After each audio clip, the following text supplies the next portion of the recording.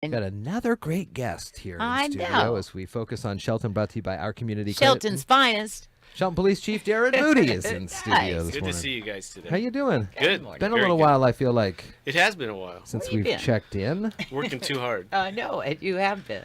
It is March, the beginning of March, so we have some not jail. We'll talk about the jail in a second. We got some stats to talk about, a new officer, and the ongoing conversation of school safety. But then let's wrap it back around.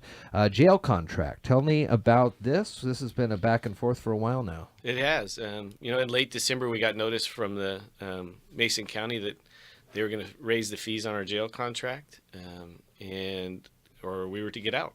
And since that was You late had just gotten your budget done. just and got the those budget numbers done were in all there. December, and we budgeted for what we thought was going to be the contract. Uh-huh. And then that came in late December and said, hey, by January, you pay up or get out. What was the difference? Do you remember? It was, I think we were paying $85 a day, and this was to $102 a day. So if you add that for 7 beds for 365 days a year, you're talking a significant difference. That's some money. Yeah. That's a part of a staff person. Luckily, we have a good enough relationship. We were able to go back and forth for the last couple months and try to work out some kind of acceptable common ground. Mm-hmm. And as part of that, we pay for 7 beds, and those are misdemeanor beds. Those are muni court beds, not felony beds or district court warrants. Superior court warrants weren't able to be booked there. What we agreed to is 2 out of our beds we can have a little more leeway in who we book. Okay. That gives us at least some cushion in there to book people that may not necessarily fall under the muni court, but that need to be incarcerated for a period of time. And we just got that approved through the commission Tuesday night. Great. Nice. Great. So that being said, let's move into the end of the 2017 crime numbers and how do these beds available? Do they have the need, or is crime down in the city, or how are we looking? Well, in 2017 we finished pretty well. Still remains to be seen how 2018 pans out because, like I said, for the last, at least 6-7 months, we've had to turn people away. Yeah. People that have serious warrants for their arrest are unable to be booked. We have talked to Nisqually Tribal Jail. We've booked some people over there. We have a contract with them on the side. We also have had talks with Chehalis and Lewis County about possible transport and booking with those jails. It's just a logistical issue when we do that. Sure. Because it takes somebody off the street for a couple hours to be able to get people over to the jail and then back to court. Yeah. But we've tried to do whatever we could to maintain the public safety around here as best we can. But at the end of 17,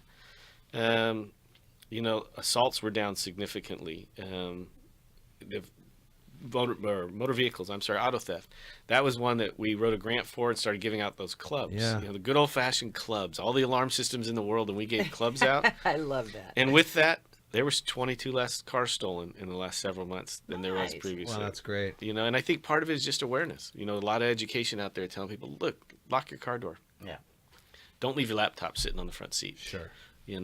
Stuff like that. Don't leave the keys in the ignition. Oh, we get those too. We get those Right. too. Well, I was telling Vicki, now that the weather's kind of been chilly, and people would go and have their cars warmed up, and Yeah. they'll go in, have a cup of coffee, come out, car's gone. Oh, yeah. I've thought about that too, No, and then I'm don't like, think no, too because I'm hard. from California. I'm like, oh heck no, Yeah. I'm Well, not going to do that. I'm from California, and I tell you, Yeah. I go out there just to get the ice off, and I let it warm up. And I thought about it some mornings. I thought, my car's locked and warming up. Sure. But Yeah. it'd be pretty embarrassing if the police chief got his car stolen. Right. It would be very embarrassing for you if that happened. It would be. But like I said, overall, the men and women down there are doing a great job. We've really taken a big bite out of code enforcement issues. Simple abandoned cars, yards we're cleaning up, animals that we're getting off the streets, a lot of dogs. Does code enforcement correlate to overall lower crime? As I don't know, maybe people feel a little better about their community. They see it spruced up a little bit. They want to. I think so. I think people take pride in the community, and if the more you take pride in something, the more you protect it, the Yeah. more it becomes yours. And the complaints that come into my office, Shelton is a relatively safe place to live. Yeah. And people talk about crime in Shelton, and the crime we face is property crime, vandalism type stuff. And I think code enforcement's a big part of preventing that as well.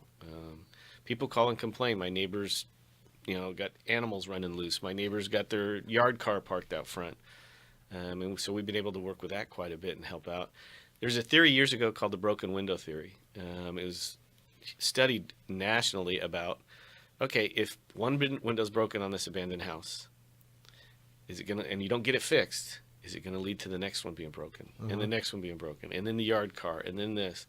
And I think when you nip it in the bud, and people take pride in their community and their houses, I think it does have a significant impact on public safety. Tell me about the new officer in town. New officer in town. He just started this week. He's doing a lot of in-house stuff.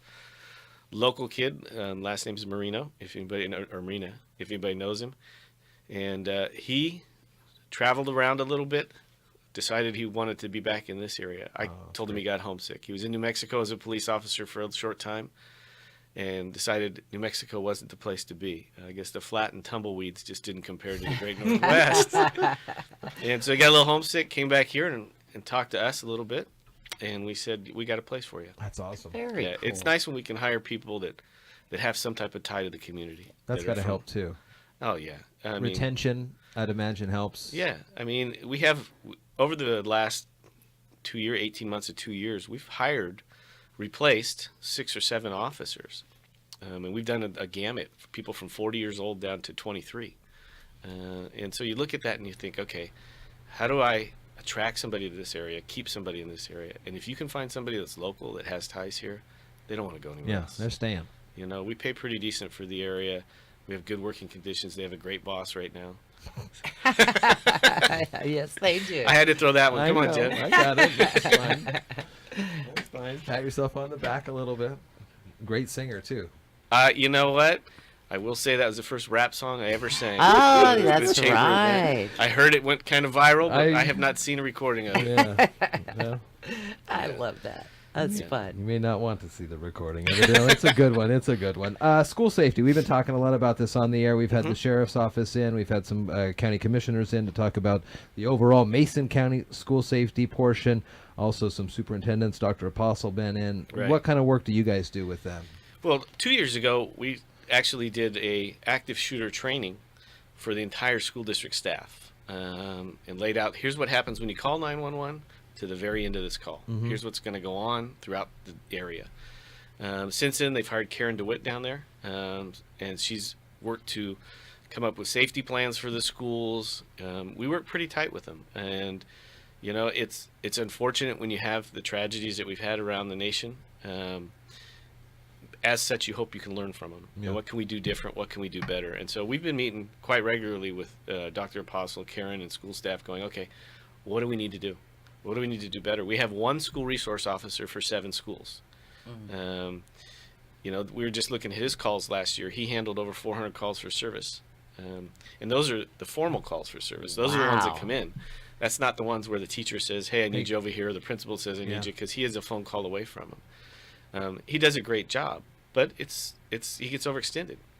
Is there other work that's done for a school resource officer? They still do DARE instructions, or is it just basically monitoring what's going on at this school right now, and then I'll move to the next school and kind of get a feel for it? He'll do, safety talks at the school. We don't teach DARE anymore, but he'll do safety talks at the schools. He'll do a lot of classrooms. We want him to come in and just talk to the kids, and he'll do that.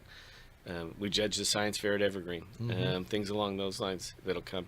And with Dr. Apostle and I talking about this stuff, one of the things we discussed is we've talked to the staff, we've taught the staff, instructed them, this is what you need to do, this is what you need to be aware of. Now it's time to go to the kids and the staff. And so we're trying to come up with some kind of curriculum that we can move forward with that would be age appropriate. We had the stranger danger for years we taught kids, DARE. What can we do to teach kids? But it has to be at a different level. You're not going to tell the first grader the same thing you're going to tell the kid that's junior in high school. Sure.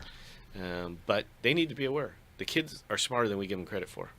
And we need to educate them about this. These threats that come in over Facebook and Snapchat, it gets a whole life of its own. And it's illegal, number one, to make the threats. But number two, that's a felony too. And the parents get involved in this, and the next thing you know, the parents are involved, sending these messages back and forth. Yeah. And the school resource officer last time tracked down almost 100 people, trying to get down to the one that sent this out that caused the chaos. Do you call the tech companies ever? Have you ever called Facebook or Snapchat, LLC, whatever it is, and say, we need your help? We have, and generally what they will request is us to write a search warrant to be able to get the information out of it. Sure. There's privacy involved.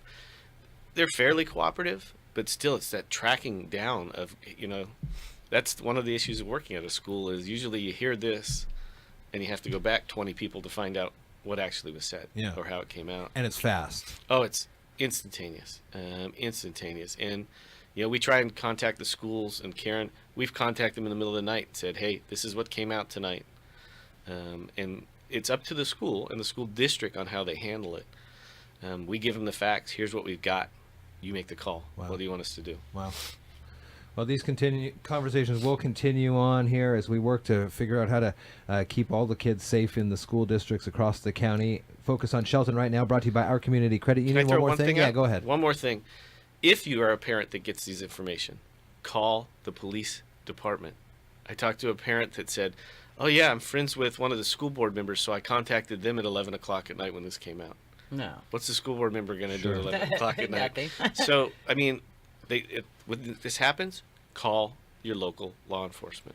Is that something you're doing? Are you engaging the parents? Are the parents engaged in what's happening? Are they interested in getting to the bottom of this and trying to help stop the spread of these? A good portion of them are. And, we're so computer oriented and Snapchat and Facebook and we live with it.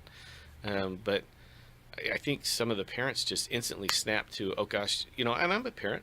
You bet I'll worry for the safety of my kids.